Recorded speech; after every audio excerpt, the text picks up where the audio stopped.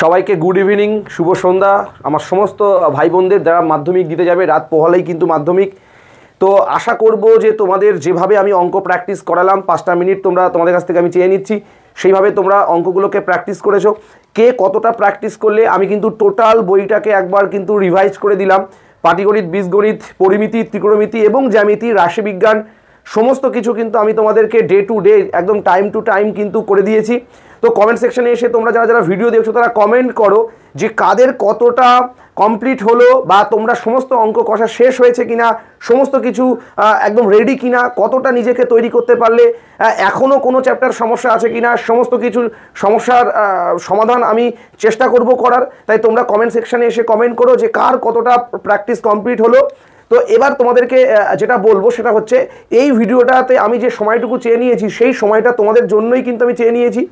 এবার ব্যাপারটা বুঝতে হবে, আমরা সবাই গণিত প্রকাশ বই থেকে অঙ্ক করে চলে গেলাম, পরীক্ষার হলে গিয়ে দেখলাম যে কোনো কোয়েশ্চেন কিন্তু অড লাগছে, মানে কমনের বাইরে কিছু এসে গেছে। তাহলে সেই মুহূর্তে আমি কি করব? যদি আমরা প্রশ্ন কমন না পাই তাহলে কিন্তু পরীক্ষার হল থেকে আমরা বেরিয়ে আসতে পারবো না, বা চোখ থেকে কিন্তু অঝরে জল ঝরাতে পারবো না। আমাদের কিন্তু অঙ্ক করে আসতে হবে। এবার ব্যাপারটা বুঝতে হবে যে অঙ্ক যদি কমন না আসে, বা তুমি যা করে গেছো বাড়ি থেকে সেটা পরীক্ষায় আসেনি, তাহলে তুমি করবে এটা কি? অর্থাৎ এইরকম প্রতিকূল পরিবেশে তোমাকে সার্ভাইভ করতে হবে। আর আমি তোমাদের কয়েকটি কথা বলে দিচ্ছি, তোমরা সেইগুলোকে মেনে চলো।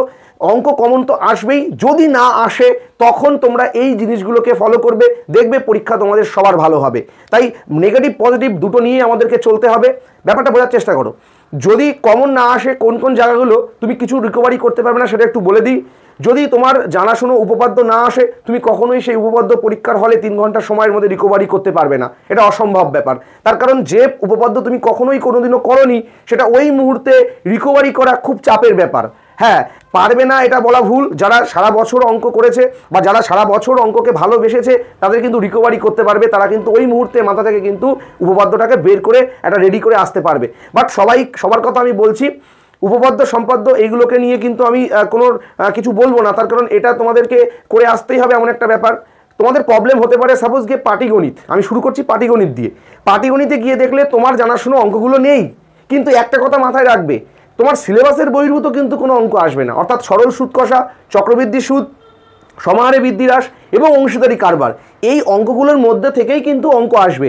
এমন না যে বইয়ের 8 দাগ, বইয়ের 10 দাগ বা সাজেশনের মধ্যে আসেনি মানে আমার সিলেবাসের বহির্ভূত প্রশ্ন, এমন কিন্তু নয়। এটা মাথায় রাখতে হবে। তাহলে পাটিগণিতের অঙ্ক যদি তোমার অজানা কিছু এসে যায়, তখন তুমি কি করবে? তুমি প্রথমে আগে আইডেন্টিফাই করবে কোন চ্যাপ্টারের অঙ্ক। সেই চ্যাপ্টার রিলেটেড যত ধরনের সূত্র আছে সেগুলোকে তোমার একবার মনে রাখতে হবে। আমি লাস্ট একবার বলে দিচ্ছি, তোমরা মনে রাখো। সরল সুদ কষা যেটা আছে সেটা বের করার সূত্র রয়েছে, সরল সুদ I = PT/100। তোমরা এই সূত্রটা মাথায় রাখবে। এটা হচ্ছে সরল সুদ বের করার কিন্তু একটা সূত্র। যদি চক্রবৃদ্ধি সমূল চক্রবৃদ্ধি বের করো, তাহলে সেক্ষেত্রে P×1 + R/100^n, এটা মনে রাখতে হবে। এটার থেকে তুমি যদি মাইনাস করে দাও আসলটাকে, তাহলে কিন্তু চক্রবৃদ্ধি সুদ পড়ে থাকবে। তাহলে এটা হচ্ছে সমূল চক্রবৃদ্ধি, তার থেকে কিন্তু আসলটাকে বিয়োগ করে দিলে থাকবে কিন্তু সুদ।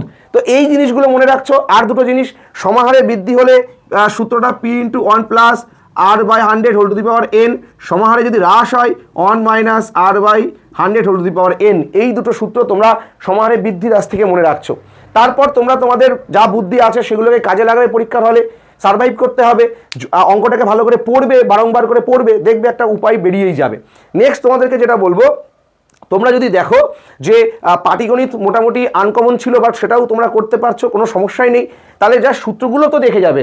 অন্তত চ্যাপ্টার কি বলতে চেয়েছে, রিলেটেড যে প্রশ্নগুলো বা কি বলার চেষ্টা করেছে অঙ্কটায়, সেটা কিন্তু একটু তোমাকে বুঝে নিতে হবে। এরপর তোমরা চলে যাও একদম বীজগণিতে। বীজগণিতের ক্ষেত্রে তোমরা যদি প্রথমে আমি বলি একচল বিশিষ্ট দ্বিঘাত সমীকরণ, একচল বিশিষ্ট দ্বিঘাত সমীকরণ থেকে কিন্তু অঙ্ক মাস্ট, ওর অথবা কিছু নেই।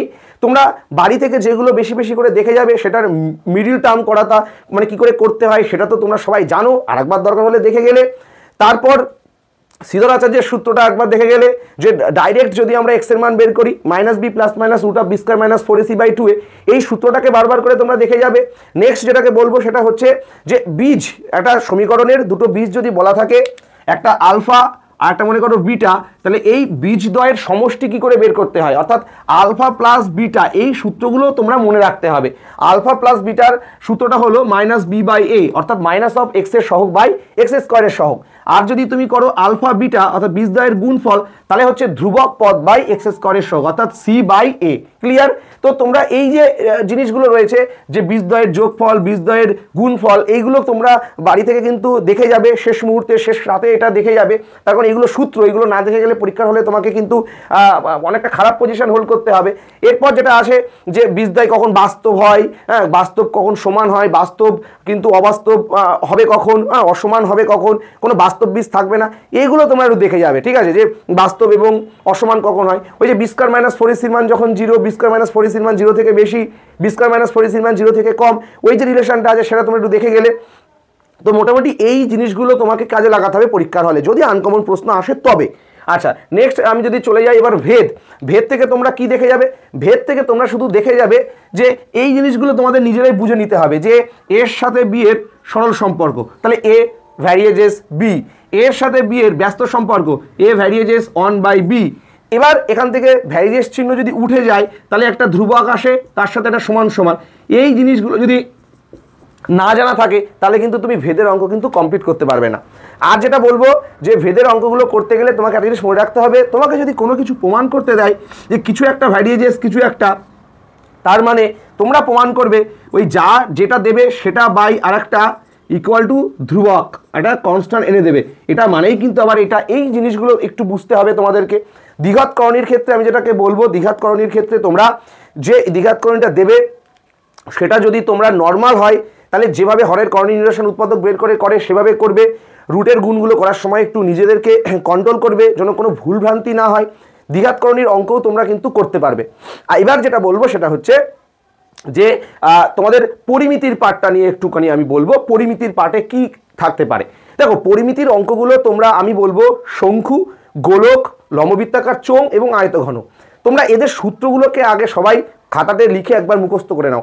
সূত্রগুলো না হলে তুমি কোনো অঙ্ক করতে পারবে না। পরীক্ষার হলে গিয়ে দেখলে তাঁবুর অঙ্কটা নেই, অমুক সেই গোলকের 512 অ্যান্সার বেরোবে সেই অঙ্কটা নেই, তাহলে আমি কি করব? এখন ভয় পাওয়ার কোনো কারণ নেই, গোলকের থেকে তো আসবে, এমন তো না যে কোনো গোলকের বাইরে কোনো অঙ্ক দিয়ে দেবে, যেটা গোলক গোলক দেবে। এবার স্যার মনে করো একটুখানি তোমাদের সাথে মজা করলো, কেমনভাবে বললো এটা একটা কোণ, এই কোণের উপরে আর একটা গোলাকার বল বসানো হলো, সাপোজ দিল, তাহলে এর মধ্যে একটা জিনিস বোঝো, এটা আলটিমেট গোলক, আবার এইটা কিন্তু শঙ্কু।